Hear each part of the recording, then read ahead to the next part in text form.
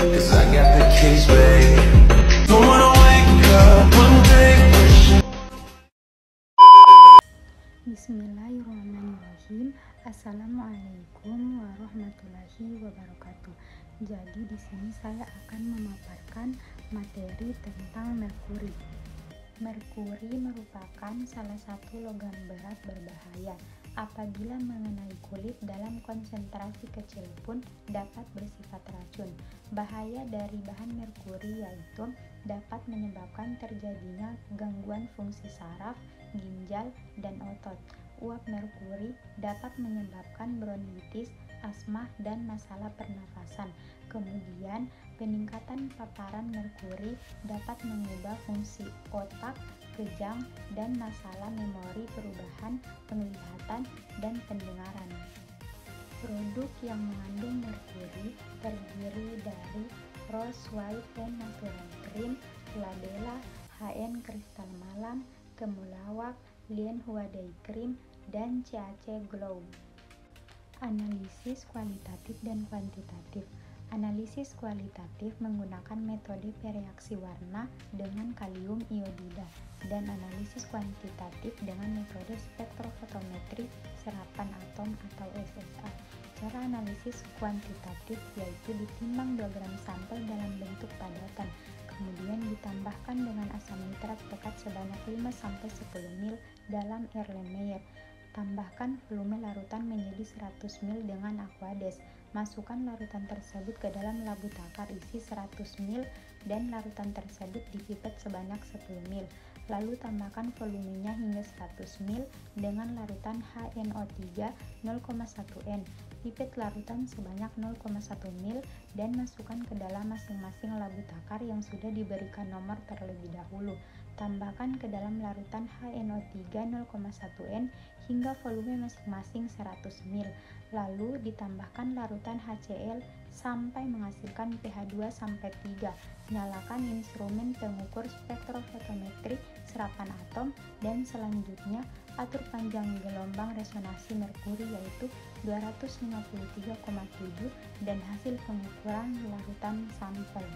Berdasarkan hasil yang tertera pada tabel 3 menunjukkan bahwa sampel yang tidak memiliki nomor registrasi BPOM semuanya negatif merkuri, dan untuk sampel yang memiliki nomor registrasi BPOM dengan varian A1 dan A2 diperoleh hasil kadar yang cukup besar yaitu dengan kadar A1 adalah 224,05 kurang lebih 0,35 mg per kilogram, sedangkan untuk varian A2 adalah 188,20 kurang lebih 0,28 mg per kilogram.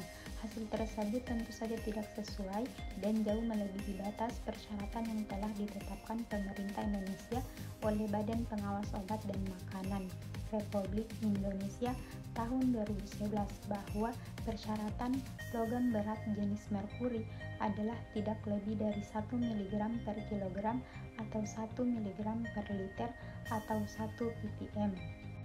Analisis kualitatif yaitu dengan cara pengambilan sampel dalam penelitian ini berdasarkan ada atau tidaknya gen BPOM pada kosmetik pemutih wajah dengan menggunakan teknik purposive sampling, yaitu salah satu teknik sampling non random sampling di mana pengambilan sampel secara purposive ini didasarkan pada pertimbangan peneliti dengan jumlah 8 sampel merek kosmetik pemutih wajah. Berdasarkan tabel di atas dapat dilihat bahwa dari 8 sampel yang diambil di pasar Karambasan yang diperiksa di laboratorium Depok Manado dengan menggunakan metode atomic absorption spectrophotometry atau AAS menunjukkan ada atau tidaknya kandungan merkuri pada kosmetik pemutih wajah dan didapatkan bahwa 5 sampel negatif dan 3 sampel positif mengandung merkuri.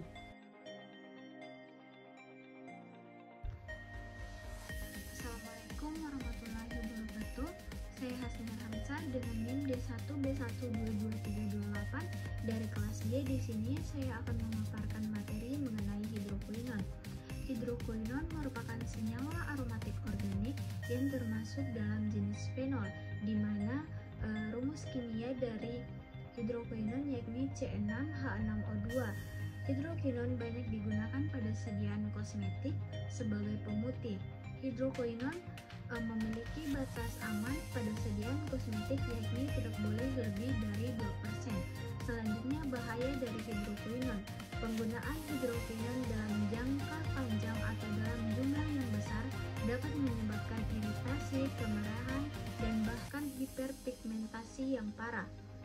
Beberapa orang dapat menjadi bergantung pada hidrokinon untuk menjaga kulit mereka tetap putih, yang dapat menyebabkan masalah jika penggunaan berhenti atau dikurangi.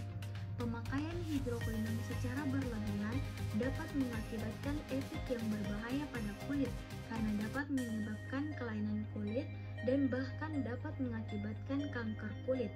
Selanjutnya, produk yang beredar dan mengandung hidrokinon yang pertama yakni Fresh Skin Night Cream, yang kedua For You Skincare, yang ketiga BL Ledeh Day Cream, dan yang keempat yaitu Key Care White.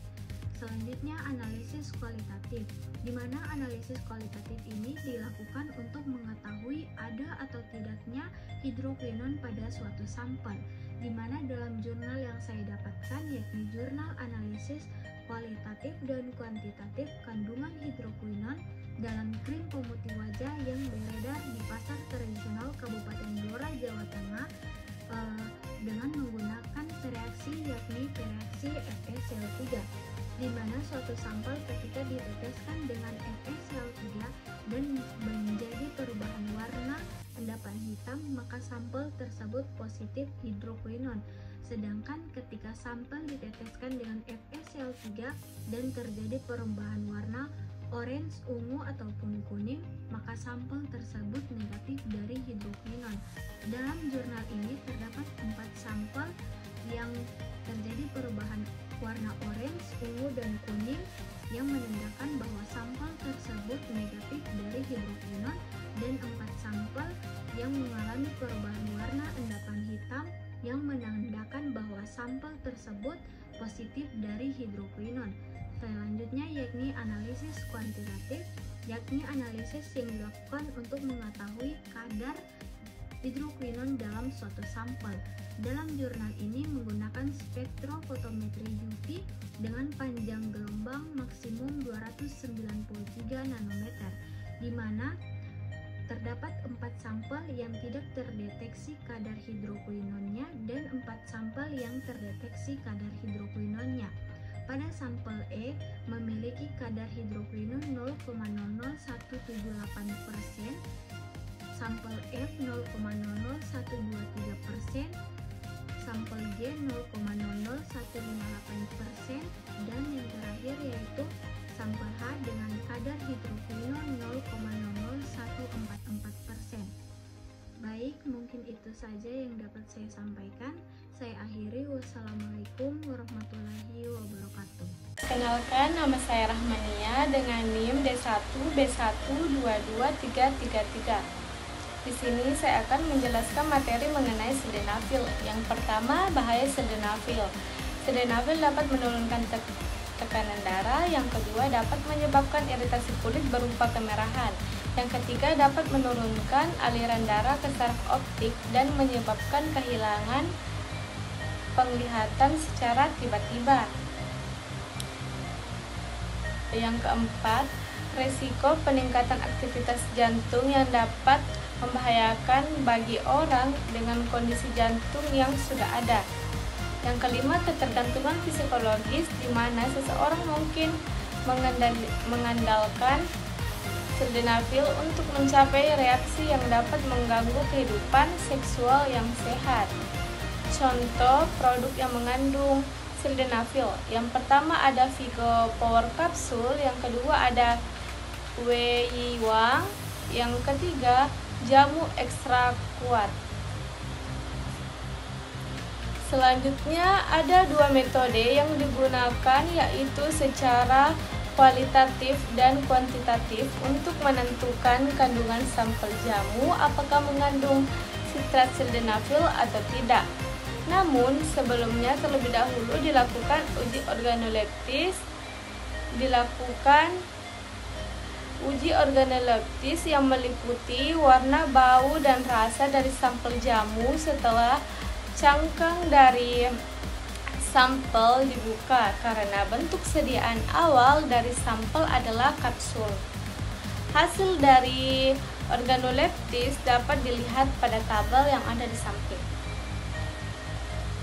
Yang kedua, analisis secara kualitatif. Untuk menentukan apakah sampel jamu yang diteliti mengandung sildenafil, dilakukan analisis secara kualitatif terhadap sampel jamu. Analisis dilakukan dengan metode UV vis dengan spektrofotometri yang membandingkan panjang gelombang sampel jamu apakah sama atau mendekati dengan panjang gelombang baku sildenafil sitrat. Cara kerja analisis secara kualitatif. Yang pertama, pembuatan filtrat sampel. Yang kedua, menentukan panjang gelombang sampel kontrol dan baku sildenafil sitrat. Yang ketiga, menentukan nilai absorbansi sampel yang positif mengandung sildenafil sitrat. Yang keempat, analisis data. Perhitungan kadar menggunakan data yang diperoleh dari hasil analisis kuantitatif dengan memasukkan nilai absorbansi masing-masing sampel yang positif menggunakan rumus persamaan regresi linear Y sama dengan BX ditambah A dengan ketentuan Y adalah nilai absorbansi A dan X adalah konsentrasi larutan sildenafil sitrat. Yang ketiga, analisis secara kuantitatif. Setelah ditemukan adanya sampel yang mengandung sildenafil sitrat, maka dilakukan analisis kuantitatif untuk mengetahui berapa kadar sildenafil sitrat dalam sampel jamu. Prosedur analisis kuantitatif yang dilakukan dengan langsung menentukan kurva kalibrasi dari sildenafil sitrat. Hal ini dilakukan karena penentuan panjang gelombang sildenafil sudah dilakukan untuk menentukan ada atau tidaknya sildenafil sitrat dalam sampel jamu. Hasil kurva kalibrasi menunjukkan kesesuaian dengan persyaratan yang ditentukan di mana nilai koefisien toleransi R mendekati 1 dengan nilai 0,997, artinya kadar dari serapan sudah linear, bahwa kenaikan serapan berbanding lurus dengan kenaikan konsentrasinya. Dari hasil penelitian yang telah dilakukan, maka disimpulkan bahwa dari 5 sampel jamu buat pria yang diteliti terdapat 3 yang mengandung bahan kimia obat atau BKO sildenafil sitrat, yaitu sampel jamu A, B, dan E. Kadar sildenafil sitrat yang terkandung dalam sampel jamu A sebesar 0,53%, jamu B sebesar 0,23%, jamu E 0,16%.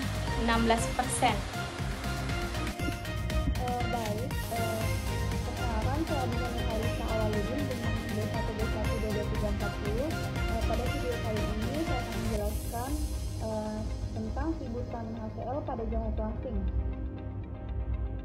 Bahaya dari sibutramine HCl meliputi peningkatan denyut jantung, velocitrasi atau jantung berdebar, peningkatan tekanan darah, sakit kepala, kehilangan nafsu makan, konstipasi mulut kering, dan vasodilatasi.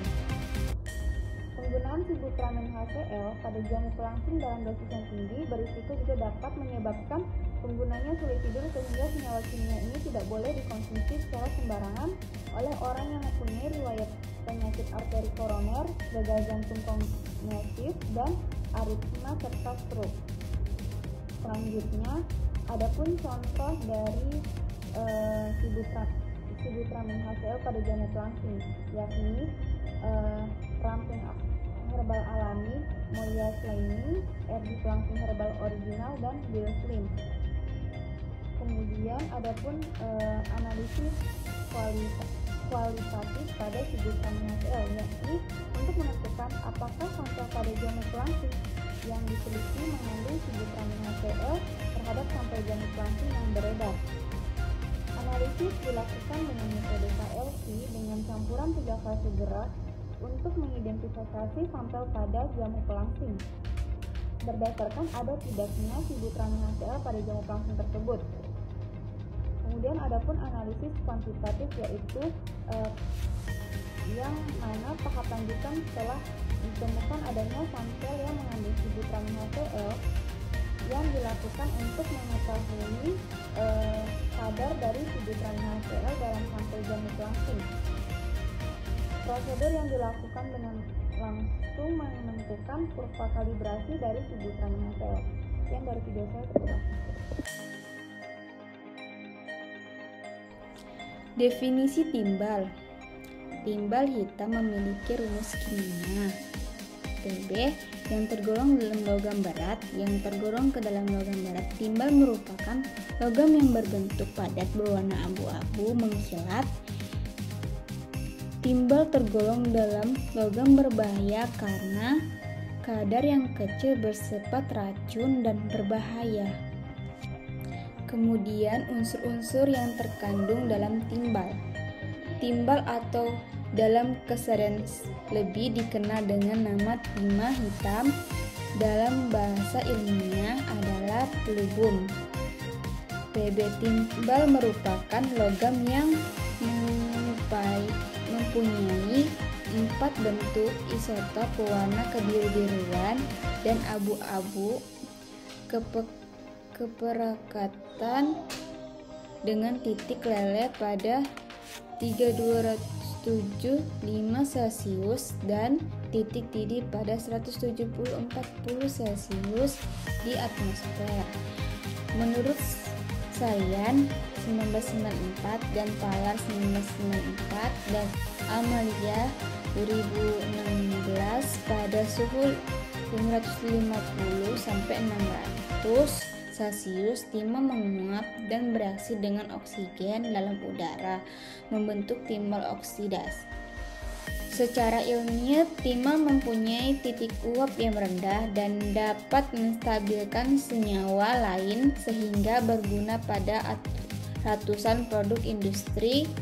Secara klinis, timbal merupakan bahan toksik murni. Tidak ada organisme yang fungsinya tergantung pada timah.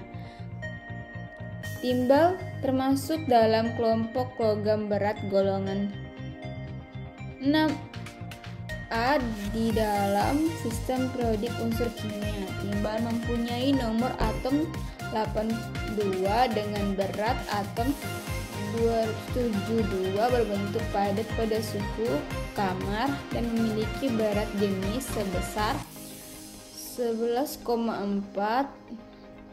Timbal jarang ditemukan di dalam dan keadaan bebas, melainkan dalam bentuk senyawa dengan molekul lain, misalnya dalam bentuk PbR2 dan PbC112. Uji analisis kualitatif timbal, yaitu ke dalam tabung reaksi dimasukkan larutan sampel, kemudian diteteskan kalium iodida sehingga berbentuk endapan kuning setelah mendingin. Kemudian ke dalam tabung reaksi dimasukkan larutan sampel, kemudian diteteskan natrium karbonat sehingga berbentuk endapan putih. Jika dididihkan tidak akan terjadi perubahan. Kemudian ke dalam tabung reaksi dimasukkan larutan sampel, kemudian diteteskan hidrogen sulfida, hasil positif bila tidak berbentuk endapan. Kemudian ke dalam tabung reaksi dimasukkan larutan sampel, kemudian diteteskan natrium hidroksida berbentuk endapan putih.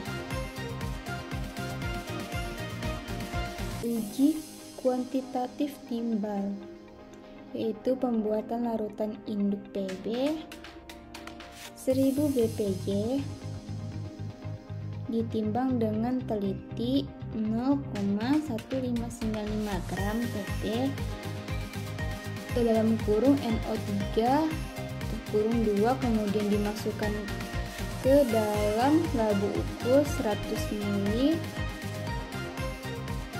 ditambahkan 2 ml aquades, bila perlu dipanaskan pelan-pelan, kemudian diencerkan dalam labu ukur sampai tepat tanda batas. Kemudian pembuatan larutan induk Pb 1000 bpj di pipet 2,5 ml Pb 1000 bpj larutan induk ke dalam labu ukur 25 ml ADD sampai tempat tanda batas didapat baku Pb 100 bpj di pipet 2,5 ml Pb 100 bpj ke dalam labu ukur 25 ml ADD sampai tempat tanda batas didapat baku Pb 10 bpj. Kemudian membuat larutan standar dengan menggunakan gurek mikro di pipet masing-masing 0,25 ml, 0,5 ml, 0,75 ml, 1 ml, dan 1,2 ml dari larutan baku BP 10 bpj ke dalam labu ukur 25 ml, kemudian dia ADD sampai tepat tanda batas, maka diproses larutan standar dengan konsentrasi BP 0,1 bpj, 0,2 bpj, 0,3 bpj, 0,4 bpj, dan 0,5 bpj.